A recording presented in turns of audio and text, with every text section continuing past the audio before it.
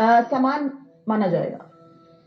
वो आपके घर में जो आज के पहले वस्तु आ गई है वो आज के पुण्य को नहीं लाएगी। आज आपको लाना है। जैसे आप संगम में जाकर के पूरे दिसंबर के महीने नहा लीजिए, लेकिन 14 जनवरी के मकर संक्रांति का स्नान का जो फल है वो पूरे महीने दिसंबर के महीने में नहाने का फल नहीं है। समय का बहुत बड़ा महत्व होता है बेटा। समय का और मुहूर्त का बहुत बड़ा महत्व होता है। उसी समय में कोई कार्य किया जाए तो साधारण कहा जाता है, और उसी शुभ मुहूर्त में वही काम किया जाए तो असाधारण हो जाता है। तो इसलिए पहले से जो वस्तु आपके घर में है वो तो है ही है, लेकिन आज आपको शुभ मुहूर्त में वस्तु खरीद के लाना चाहिए। इससे आपकी संग्रह क्षमता और इससे आपके भौतिक सुख संसाधनों की सीमा बढ़ती है। क्या क्या खरीदना चाहिए? एक सवाल ये भी है कि क्या क्या खरीदना चाहिए, और जाहिर तौर पर आज तो बाजारों में बहुत ज्यादा भीड़ होगी। अरे खरीदना तो जो कुछ अपनी हैसियत से हो, जो कुछ अपने औकात के हिसाब से हो उसको खरीदना चाहिए, ठीक है। लेकिन धनतेरस पर सोना जरूर खरीदना चाहिए, ऐसी कोई बाउंडेशन नहीं है। अगर आपकी स्थिति नहीं है तो क्रेडिट कार्ड पे जाके कर्जा में सोना मत खरीदिएगा कि कल उसका 48% ब्याज देना पड़े, और आप धनतेरस पर आई पंडित जी ने कहा है सोना खरीदना है तो जाके 2 लाख का सोना खरीद लिए और क्रेडिट कार्ड पर चढ़ गया, और रोज अब उसी के टेंशन में, उसी के ब्याज में जिंदगी जा रही है ना। कर्जा लेकर कुछ नहीं खरीदना है, कर्जा लेकर कुछ नहीं खरीदना है। माँ लक्ष्मी के सामने जाके बोल दीजिएगा कि आपने ऐसा बेटा पैदा किया है कि इसको सामर्थ्य आपने नहीं दी है कि ये कुछ खरीद पाए। इसमें आप अपने बारे में सोचिए, मैं तो आपका नालायक पुत्र हूं, लेकिन आप तो कुमाता नहीं हो सकती हैं, इसलिए आपने जो सामर्थ्य दिया है मैं उसके अनुसार कार्य कर रहा हूं। बस उलाहना करिए माता को। और हाँ, जो लोग पूजा पाठ में मन लगाते हैं और जिनके ऊपर लक्ष्मी की कृपा भी है, उन्हें एक चांदी की कटोरी और एक चांदी का चम्मच भी ले आना चाहिए।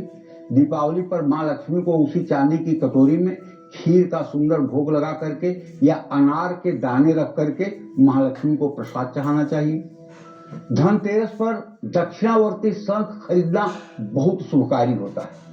धनतेरस पर झाड़ू खरीद कर लाना शुभ होता है। काफी लोगों का फोन आ रहा है कि गुरुजी शनिवार को धनतेरस पड़ रही है तो क्या झाड़ू खरीद के लाई जाएगी? अरे मैं कहता हूं आज धनतेरस है इतना याद रखो, आज शनिवार है ये भूल जाओ, क्योंकि एक मुहूर्त में दूसरे मुहूर्त का ह्रास हो जाता है। तो आज धनतेरस का मुहूर्त है, इसलिए आज जो भी झाड़ू भी आप लाएंगे उसमें लक्ष्मी के ही स्वरूप में झाड़ू आएगी। ये मत सोचिए कि शनिवार है तो झाड़ू नहीं खरीद सकते।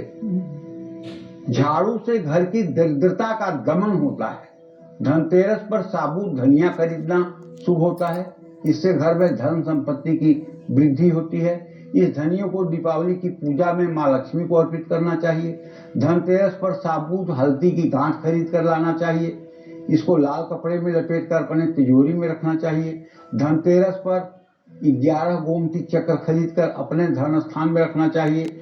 धनतेरस पर समी का पौधा लगाना भी बहुत शुभ होता है अपने घर की पश्चिम दिशा में। धनतेरस पर कुबेर यंत्र या श्री यंत्र खरीद कर उसकी पूजा करना शुभ है। महापुराणों में श्री यंत्र को देवी लक्ष्मी का प्रतीक कहा गया है।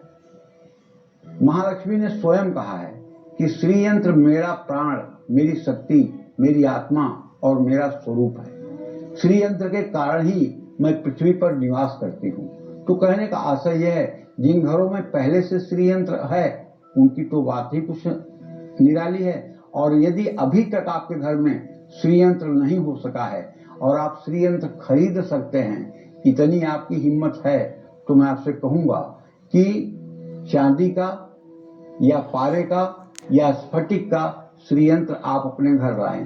प्राय इस समय स्फटिक के श्री यंत्र की जगह लोग शीशे के श्री यंत्र बेच रहे हैं। प्राय स्फटिक का श्री यंत्र इस समय बहुत मुश्किल से मिल पा रहा है, लेकिन गवर्नमेंट के जो लैब हैं वहां से अगर वेरीफाइड कोई आपका यंत्र है तो उसे खरीदने में कोई दिक्कत मेरी समझ से नहीं है। वैसे प्रभाव की बात करें तो पारद का श्रीयंत्र जो है वो स्फटिक के श्रीयंत्र से कमजोर नहीं है, प्रभाव में उतना ही है, लेकिन स्फटिक के श्रीयंत्र में एक बहुत बड़ी खासियत है। वो खासियत ये है कि अगर स्फटिक के श्रीयंत्र का आप अभिषेक करके और उसे सिंहासन पर रख करके अपलक अगर उसे 2-3 मिनट आप देखने का प्रयास करते हैं तो इससे चाहे जितनी बड़ी एंजाइटी हो, चाहे आपको ओसीडी की प्रॉब्लम हो, चाहे बाइपोलर डिसऑर्डर की बीमारी हो, मन से संबंधित जितनी भी बीमारियां हैं, श्री यंत्र को 2-3 मिनट अपलक निहारने से सुबह शाम जल्दी से जल्दी ये मन संबंधी बीमारियां ठीक हो जाती हैं। एंजाइटी, डिप्रेशन जैसी स्थिति से निजात मिल जाती है।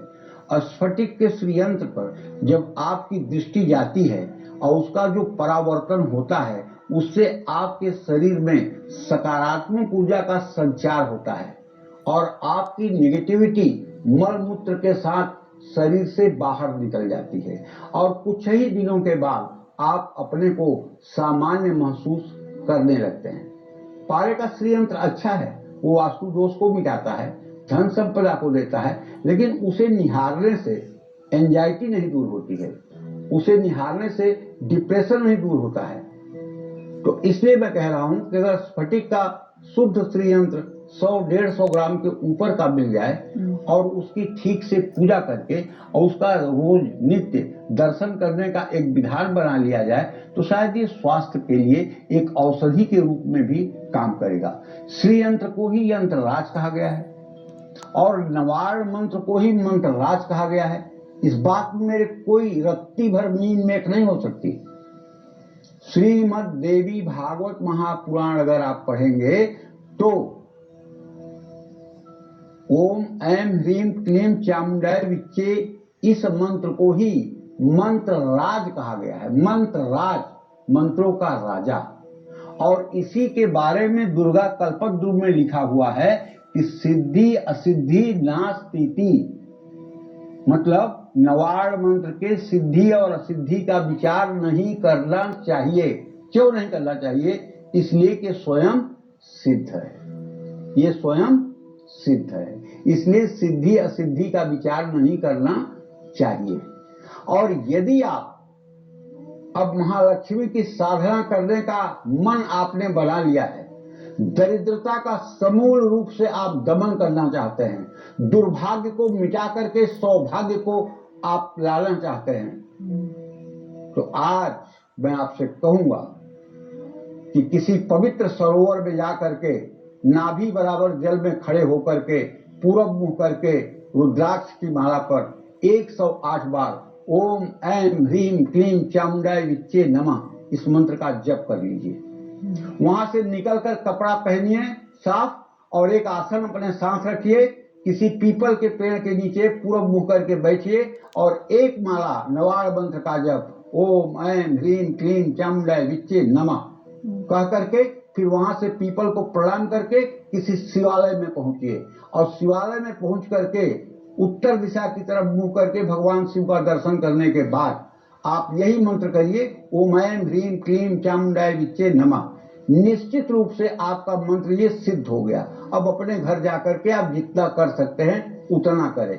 अगर ये 10 माला जब आपने कंटिन्यू अपने जीवन में कर लिया, अरे गारंटी लो भाई 3 साल के बाद अगर ये प्रकृति आपके पीछे पीछे ना घूमे तो कहना। ये जगदम्बा की ताकत है धराधाम पर। जगदम्बा के भक्त कभी दुखी नहीं हो सकते हैं, बशर्ते आपका विश्वास उस स्तर का होना चाहिए, आपके अंदर उस तरह का जुनून होना चाहिए, माता के लिए आपके अंदर छटपटाहट होनी चाहिए। बस इससे ज्यादा क्या कहूंगा। अगर आज से आप ये कार्य शुरू कर लें तो शायद आपके लिए 365 दिन धनतेरस और 365 दिन दिवाली रहेगी। जय मां विंध्यवासिनी।